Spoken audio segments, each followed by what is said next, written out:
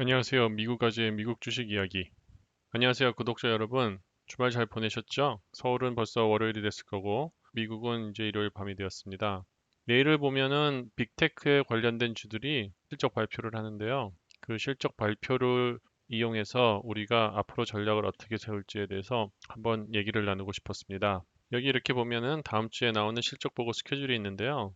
대부분 관심이 뭐 팽이나 우리가 좋아하는 종목들에 대한 관심이 많겠지만 그것들은 뭐 벌써 많은 다른 유튜버들이 얘기를 나눴고 거기에 대한 뭐 예측을 보셨으리라고 믿습니다.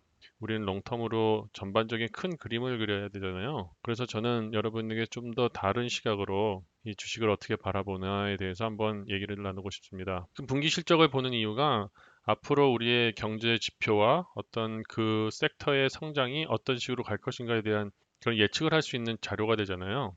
우리가 관심 있어 하고 우리가 보유를 많이 하고 있는 주들에 대해서 모두 여기에 리스트를 해놨는데요. 저는 그 중에서도 몇 가지 다른 시각으로 좀 보고 싶은 주들이 있어서 이렇게 초록색으로 표시를 해놨습니다. 전반적인 큰 그림에 대한 내용을 나누고 싶으니까 아마 차트는 제가 보여드릴 기회가 별로 없을 것 같아요. 그렇게 되면 시간이 너무 길어지기 때문에. 그래서 간단히 말씀으로 드리겠습니다.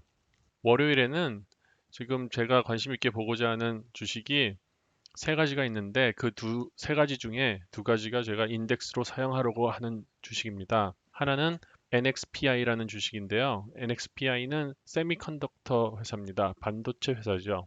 다른 반도체 회사와 다르게 밸류에이션이 아주 페어 밸류로 되어 있는 그런 반도체 종목입니다. 대부분 다른 반도체 회사들은 밸류에이션이 70% 내지 80% 오버밸류가 되어 있습니다. 그 얘기는 주가에 대한 밸류가 현재 밸류보다 높고 그 밸류는 미래에 대한 기대감으로 가져왔다는 것이죠. 그만큼 그 주에 대한 안정성이 좀 떨어지는 거죠. 하지만 페어 밸류가 되어 있다 하면 지금의 보여주는 성장성과 미래에 보여줄 수 있는 성장성에 대한 어떤 지속적인 관계를 저희가 유추할 수 있죠. 그래서 NXPI의 실적을 보고 앞으로 반도체 산업이 어떤 식으로 성장해 나갈 건지 그 지표를 한번 보고 싶고요. 트와일러 같은 경우에는 클라우드 베이스 테크주에 대한 어닝 실적 발표에 대한 패런을 한번 읽고 싶어서 트와일러를 보려고 합니다. 트와일러는 얼마 전에 분기 실적이 좋게 나올 거라는 예상을 갖고 주가가 엄청나게 갑자기 솟구쳤죠. 이런 주들이 분기 실적을 발표하고 나서 어떻게 리액션을 하는지 그거에 대한 걸 좀 보고 싶어서 주의 깊게 보려고 합니다. 그리고 화요일에는 가장 큰 관심이 마이크로소프트웨어와 AMD가 있죠. 저는 그 두 주에 대해서는 뭐 큰 걱정하지 않겠어요. 어차피 롱텀이기 때문에 이번 실적이 잘 나오든 적게 나오든 뭐 큰 걱정하지 않아요. 하지만 제가 더 관심 있는 거는 3M이나 캣이나 퍼스트 솔라 같은 종목을 보고 싶어요. 3M 같은 경우는 대표적인 화학 회사로서 모든 생활 속에서 쓰는 모든 관련된 것들이 많지 있거든요. 지금 자동차 산업이라든지 기타 4차 산업들이 발전하면서 부수적인 게 원자재가 많이 수요가 급증하고요. 그리고 또 그 원자재인 무슨 예를 들어서 구리선이나 그런 거에 피복을 하잖아요. 그런 부분도 다 이 케미스트리 관련된 회사에서 다 만들어줘야 되거든요. 그런 부분에 수요가 늘어남으로써 케미스트리 관련된 회사들의 매출과 성장세가 증가될 거라는 그런 예측을 하고 있는 얘기를 들어서 3M의 실적 발표를 보고 그 지표를 한번 예측하고 싶었습니다. 캣 같은 경우에는 디어와 함께 지금 급 상승하고 있는 1차 산업주거든요. 인더스트리얼주가 어떻게 지속적으로 발전할 것인지 그들이 바라보는 어떤 2001년의 전망이라든지 4분기의 전망이 어떨지 그거에 대한 걸 좀 관심 있게 보고 싶었고요. 이 First Solar 같은 경우에는요, FSRL 그것은 제가 비교를 하자면 썬런과는 완전히 다른 그런 종류의 솔라 에너지 컴퍼니입니다. 썬런 같은 경우에는 쉽게 말해서 그냥 기대감 때문에 올라간 거잖아요. 어떤 펀더멘털 때문에 올라간 것이 아니라. 근데 First Solar 같은 경우에는 파이낸셜리도 스트롱하고요. 그다음에 계속 스테이블한 성장을 가지고 있어요. 물론 차트를 보시면은 업앤다운이 있지만 그 업앤다운이 요동치는 것이 아니라 어떤 흐름을 갖고 흐르기 때문에 비교적 솔라 에너지 관련 종목으로서 인디케이터를 볼 수 있는 가장 안전한 주라고 저는 생각되어서 그 주의 어닝 실적을 보고 솔라 에너지 관련 산업들이 성장해 나갈지 그리고 다음 분기를 어떻게 이끌어 나갈지에 대한 예측을 하고 싶어서 이거를 보게 됐습니다. 그리고 수요일에는 많은 것들이 있죠. 그 중에 하나가 Fastly가 있고요.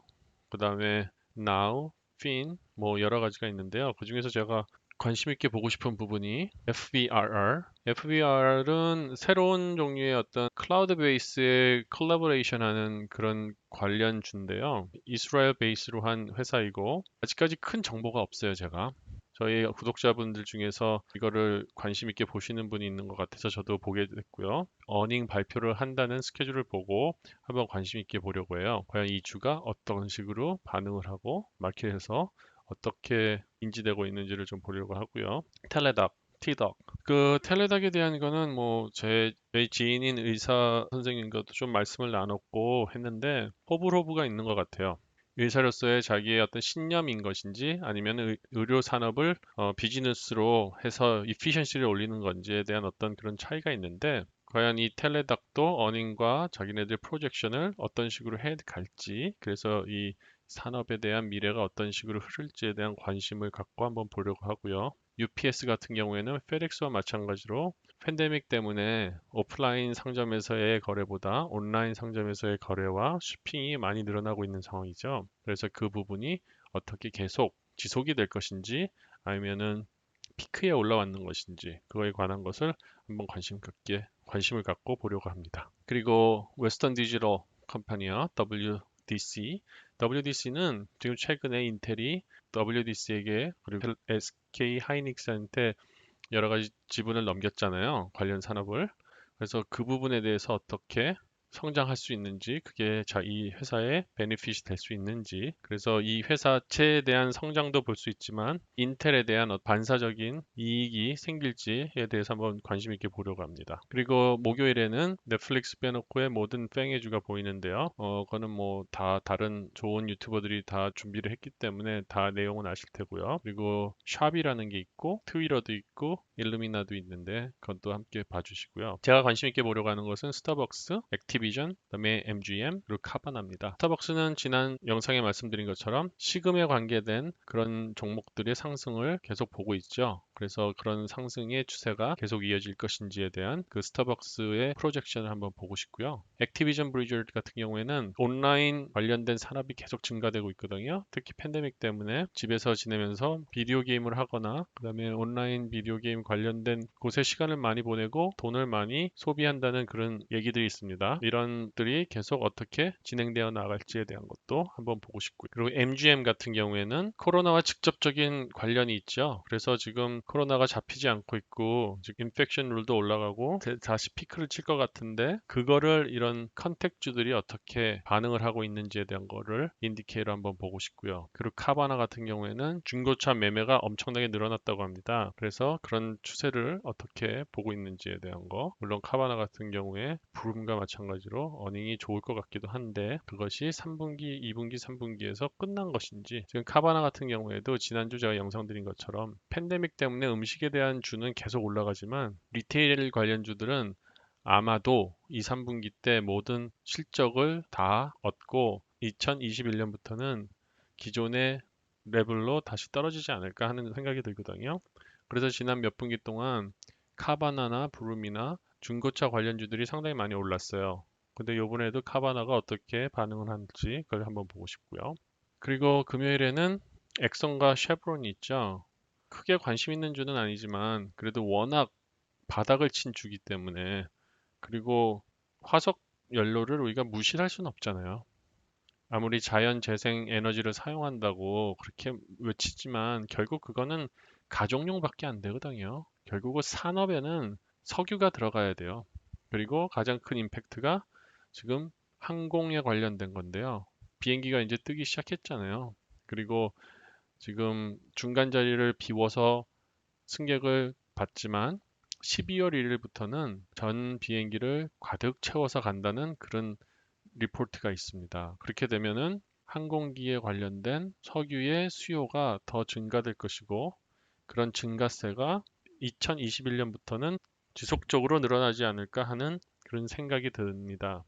그 내용을 실적 발표와 가이던스에 의해서 우리가 판단해 볼 수 있지 않을까 해서 이렇게 관심 있게 보려 합니다.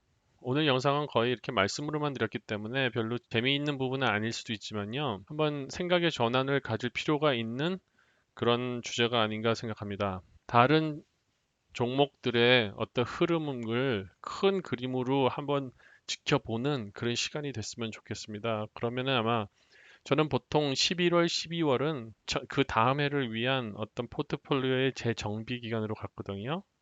그래서 수익이 많았던 것, 그 다음에 퍼포먼스가 좋지 않았던 것, 그리고 새로운 어떤 트렌드나 새로운 주가 있으면 그때부터 조금씩 준비를 해나가는 기간입니다. 그러니까 이번 분기 실적을 잘 보시면서 그런 전반적인 투자의 큰 그림을 그리시는 시간이 됐으면 좋겠습니다.